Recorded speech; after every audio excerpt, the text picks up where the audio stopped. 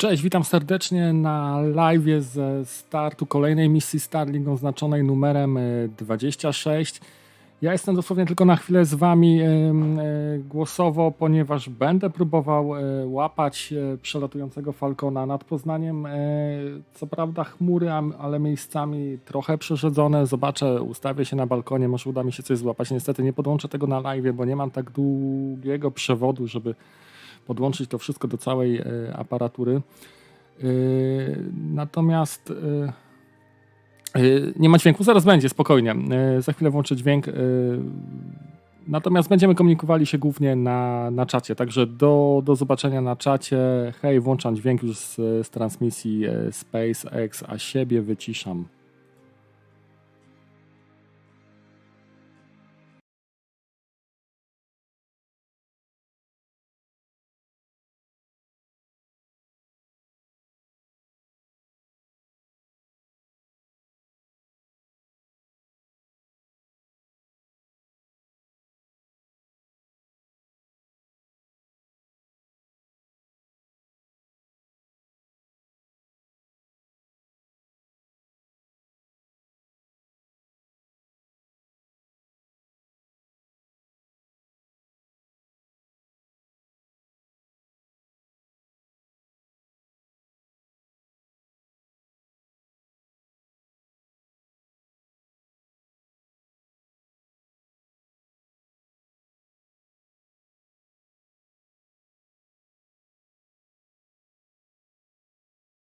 Of an orbital class rocket. On top of the first stage is our black carbon fiber inner stage. On top of that is Falcon 9's second stage. It has a single Merlin vacuum or MVAC engine that will ignite shortly after the first stage separates. Now, it's the second stage that will carry our stack of Starlink satellites to orbit, and then we'll deploy those satellites just after the T+1 hour mark. Our satellites are safely enclosed inside the 17-foot diameter payload fairing, which is this nose cone structure at the top of the rocket. Its job is to protect the payload from aerothermal loads, heating, and contamination during the ascent phase. Now, once we reach the vacuum of space, we'll jettison the fairing as the second stage continues on to orbit. Today will be the third flight for one of the fairing halves, and the other one is brand new, and we will be attempting to recover each with a contracted recovery vessel named Sheila Bordelon. Quick update on the weather.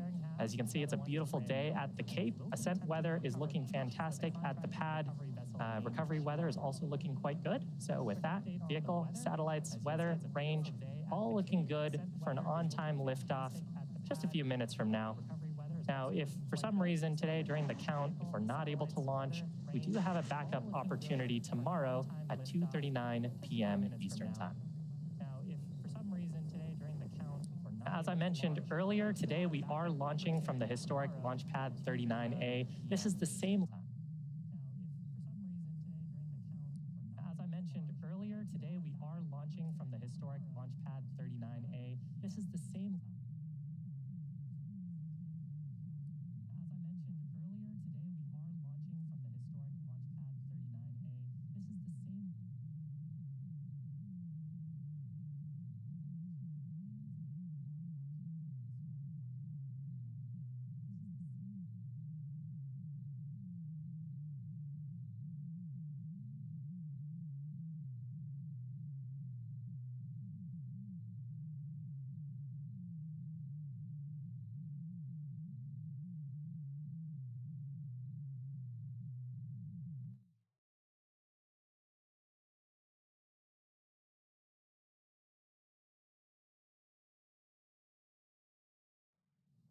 With NASA astronauts Mike Hopkins, Victor Glover, and Shannon Walker aboard, as well as JAXA astronaut Soichi Noguchi Dragon autonomously undocked from the International Space Station at 8:35 p.m. Eastern Daylight Time on Saturday, May 1st.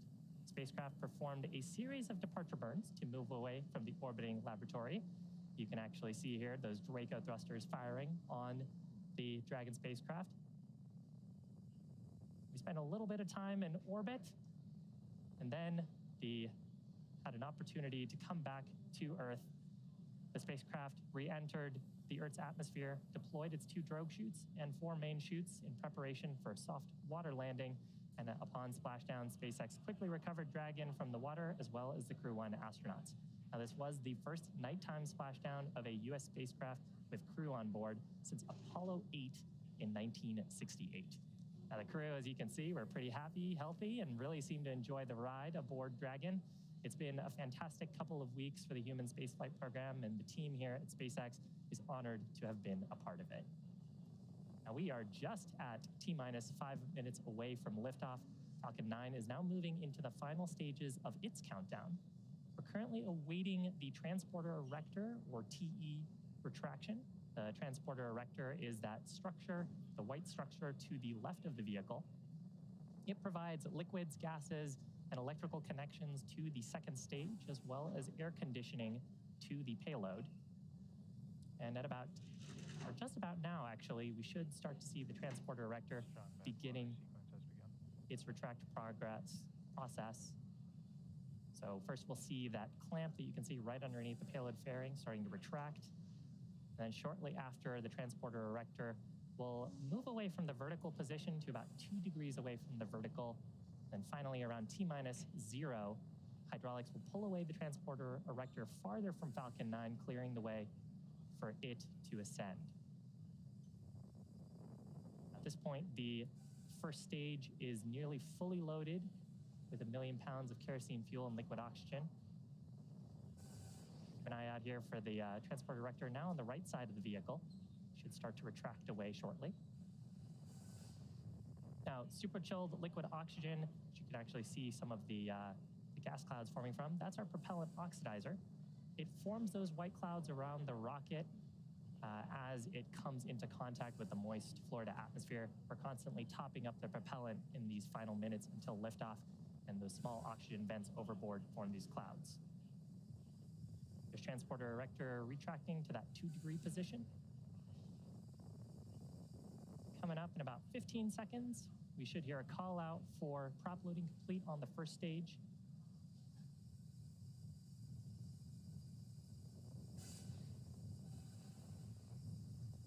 Strong bank lowers closed out.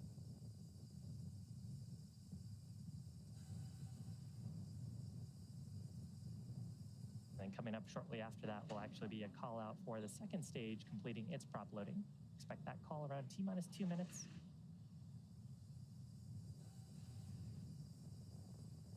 You can see a little bit of the wind there. Still gentle enough for ascent today. Now, after T-minus 2 minutes, the next activity will be at T-minus 60 seconds. That's when Falcon 9 will transition into startup. That's when Falcon 9's internal flight computers will take over the countdown until essentially through the rest of the mission.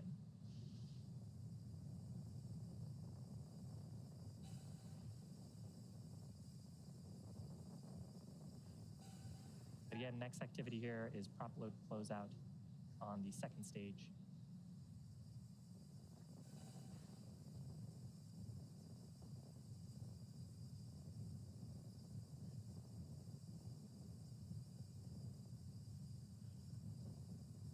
Locks and fuel load is complete. With that, Falcon 9, from a prop perspective, is ready to go. Team still not working any issues on Falcon 9. That venting you're seeing there is nominal. Again, that's liquid oxygen from the transporter erector.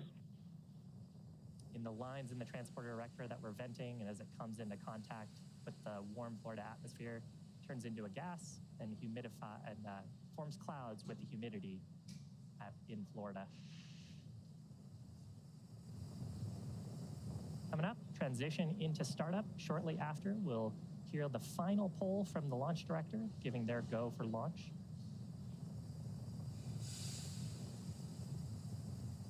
Flight computers in startup.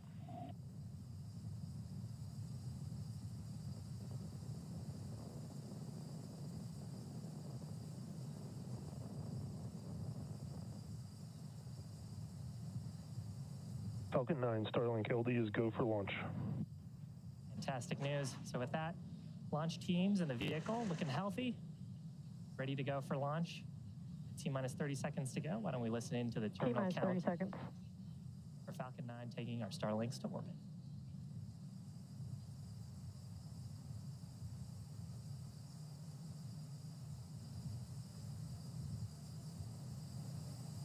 T-minus 15 seconds. 10, 9, 8, 7, 6, 5, 4, 3, 2, 1, 0. Ignition. And liftoff. May the force be with us. Stage 1 chamber pressures are nominal. Vehicle is pitching downrange.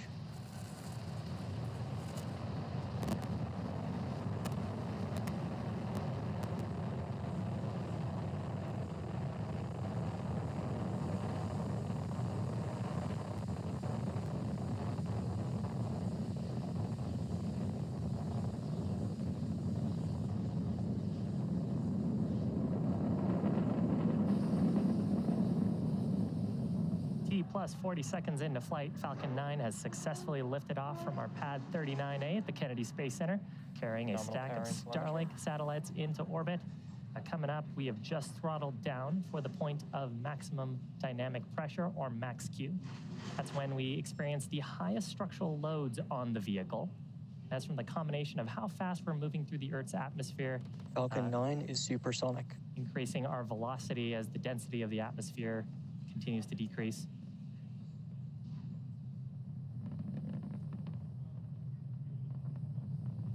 Max Q. With that, we are through the highest structural loads on the vehicle. Upcoming in about a minute, we'll have 3 events happening back to back. First of those will be main engine cutoff, or MECO. That's where we will shut down all 9 of those Merlin 1D engines to slow down the vehicle in preparation for stage separation. That's the next event Vac where the engine chill first has started. and second stages will separate. Stage 1 starting to make its way back down to landing. And stage 2 will continue on with the third event, second engine start number 1, or SES1. That's where the Merlin vacuum engine will ignite and then continue to propel the second stage along with the payload to orbit. You heard the call there for MVAC engine chill. That means we've started flowing a small amount of propellant into the turbo pumps on the Merlin vacuum to prepare it for the full flow of when we perform second engine start. So coming up shortly, about 2.5 minutes into flight, main engine cutoff, followed by stage separation, and then shortly after, second engine start number 1.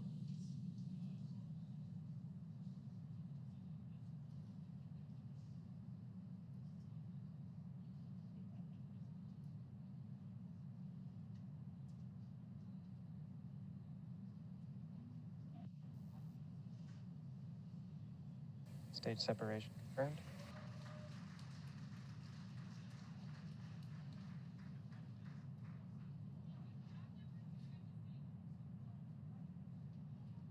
Left-hand side of your screen, you can see a view from the first stage, interstage, grid fins starting to deploy. Second engine start complete on the right-hand side, that glow of the Merlin vacuum engine. Shortly, we'll see fairing deployment. Fairing separation confirmed. View from inside the fairing halves, you can see them separating away from the vehicle. Now, as a reminder, we will be recovering that. Oh, awesome. You can see a view there of one of the fairing halves from going on back to Earth for recovery. As a reminder, we will be attempting to recover both halves with a contracted vessel named Sheila Bordelon. First stage, left-hand side of your screen, grid fins are fully deployed at this point. Those periodic bursts of white gas that you see are from our attitude control system. So the attitude control system giving some small puffs of nitrogen gas, reorienting the stage to get the engines down and the heat shield down for its upcoming events. Second stage burn continuing to look nominal.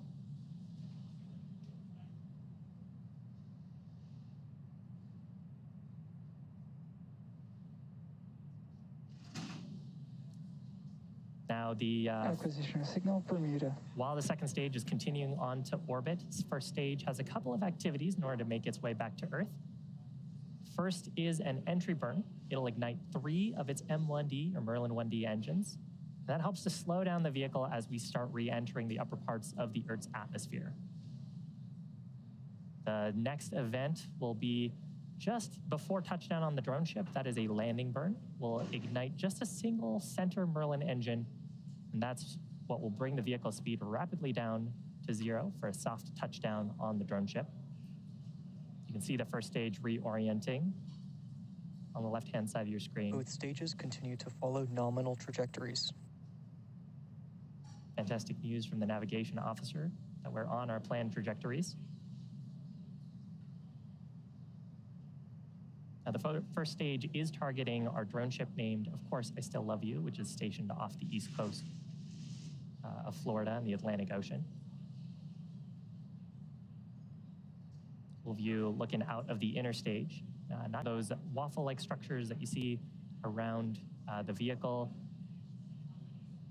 Those are more important once we get into the Earth's atmosphere. We use those to guide and direct the first stage towards our drone ship. And so as we start getting more atmospheric pressure and force, as the density of the atmosphere picks up and our altitude drops, those grid fins start to gain control authority and help direct the first stage on its trajectory.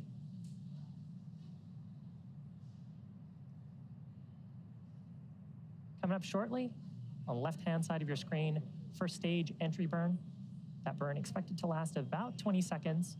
We'll be igniting 3 of the Merlin engines on the first stage to slow down the vehicle in preparation for atmospheric entry.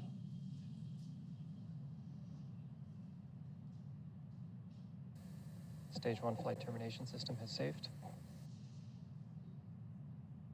Stage 1 entry burn startup. You can see the plume of the Merlin 1 engines getting pushed back from how fast the stage is moving, rapidly decelerating.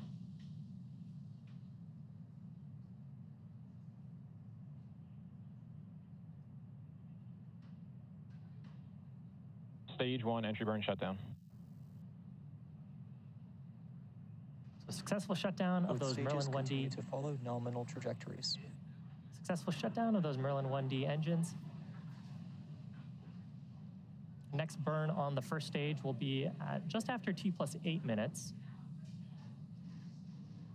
That'll be the landing burn start, just a single Merlin engine there. And around the time that the first stage should touch down on our drone ship, the second stage will also conclude its burn with an event called SECO 1, or secondary engine cutoff number 1. Stage 1 transonic. Call it there for transonic, meaning that we are starting to pick up speed in the Earth's atmosphere, sort of in that in-between range between subsonic and supersonic, meaning faster, supersonic meaning faster than the speed of sound.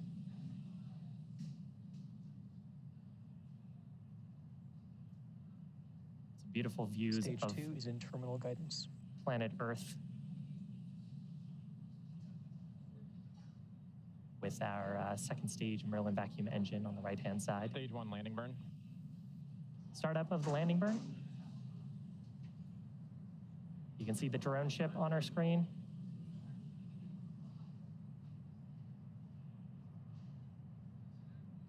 Stage 1 landing leg deploy. Looks like we're coming right down on target. Now, listen out here for secondary engine cutoff. Stage 1 landing confirmed. There's a first stage on the left-hand side of your screen. 9th recovery for this booster. Stage 2 flight termination system has saved. 82nd SECO. successful recovery of an orbital class rocket, and SECO called out at the same time, meaning the second stage engine has also shut down. Navigation officer will be doing a check of our Nominal trajectory, parking orbit insertion. and we are in a nominal orbit. So at that, second stage is going to coast in this orbit for the next about 35 minutes. While that's happening, you can take a look at this animation to see where we are in our coast phase. We'll be coming back here for a very short relight of the second stage engine to get into our payload deployment orbit. That'll be at about T+45 minutes. I hope to see you back then. Acquisition of signal, Newfoundland.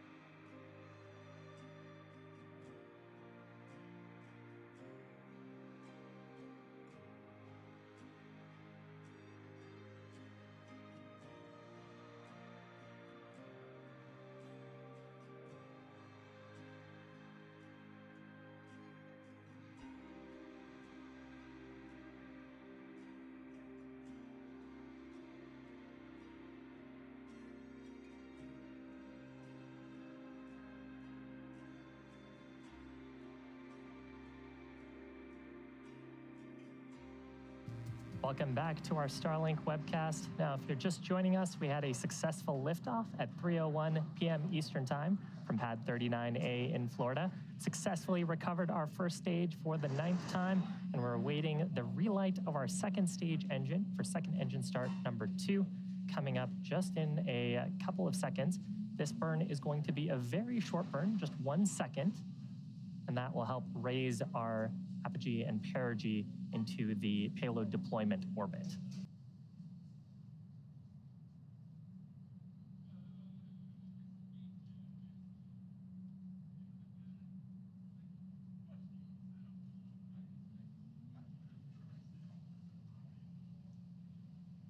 Short pulse you can see on your screen there. Second engine start number 2 and SECO 2. Navigation officer will see how our orbit ended up. Nominal payload deploy orbit insertion. Fantastic. So with that, we have another 15 minutes or so to this coast phase before we deploy our Starlink satellites into orbit. Now, during this 15-minute period, the second stage will begin a small spin along its central axis. That's to give those Starlink satellites enough momentum to space themselves out shortly after payload deployment. So while we're getting ready for payload deploy, sit back, enjoy the space tunes, and we'll see you back here at T+1 hour and 3 minutes, 30 seconds for payload deployment.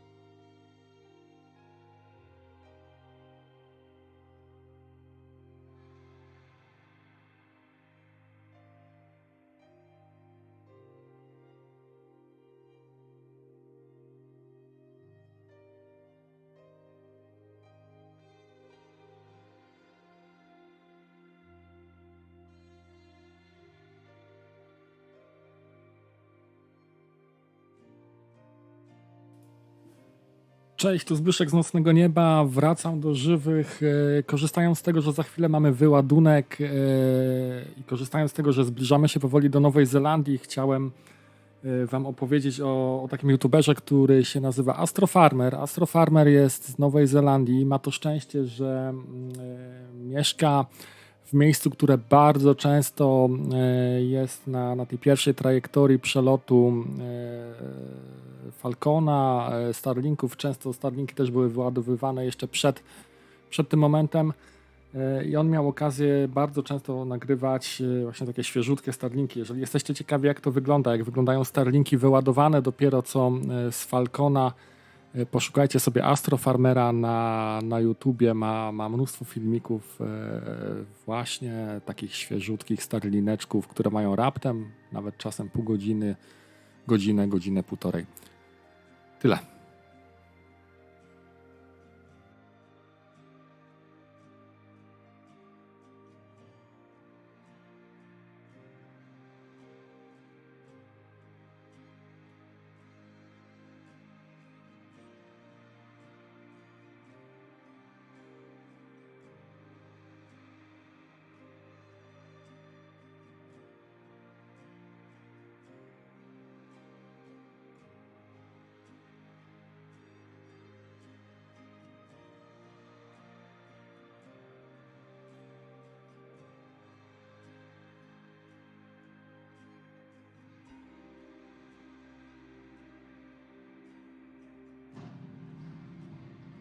Welcome back to our live webcast for our Starlink mission. And we're close to the end of today's mission.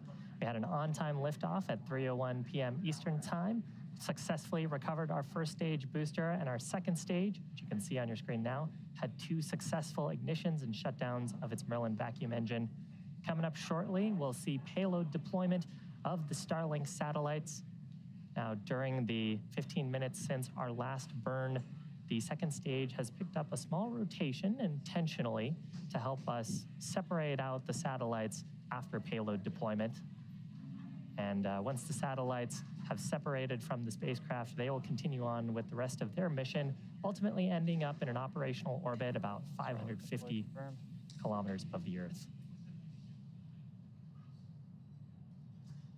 Fantastic shot of the payload separating away with the horizon of planet Earth.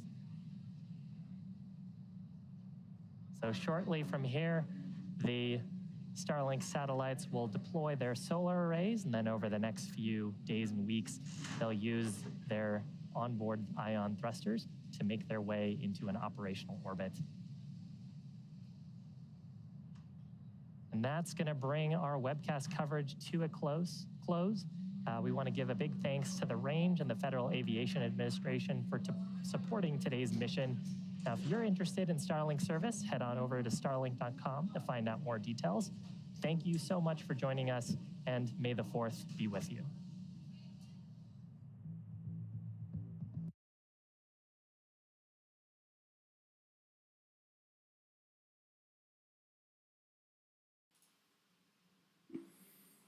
No dobra, to jesteśmy po całej akcji. Misja zakończona sukcesem. Ja bardzo dziękuję wam za obecność. O, przepraszam, podwójny dźwięk mi się tu włączył. To jeszcze raz dziękuję za obecność. Czekajcie na harmonogram. Pojawi się, jak tylko potwierdzimy dane przelotowe nad Polską, ponieważ w tej chwili mamy rozbieżność. Heavens Above pokazuje zupełnie inne godziny. Wstępne dane przedstartowe załadowane do Stellarium też pokazywały inne godziny. Heavens Above pokazywał poranek. Stellarium wskazywało godzinę 22, około godziny 22, więc mamy tutaj mocny rozjazd. Najlepiej poczekać na dokładne dane TLE już tych poszczególnych satelitów, które mamy na orbicie. Myślę, że rano dostaniecie od nas informacje. Jeżeli nie w formie filmiku, to na pewno wpis na Facebooku, informacja i post na stronie internetowej. Także obserwujcie te 2 źródła. Coś na pewno się pojawi. Jeszcze raz dziękuję wszystkim i do usłyszenia, do zobaczenia. Hej!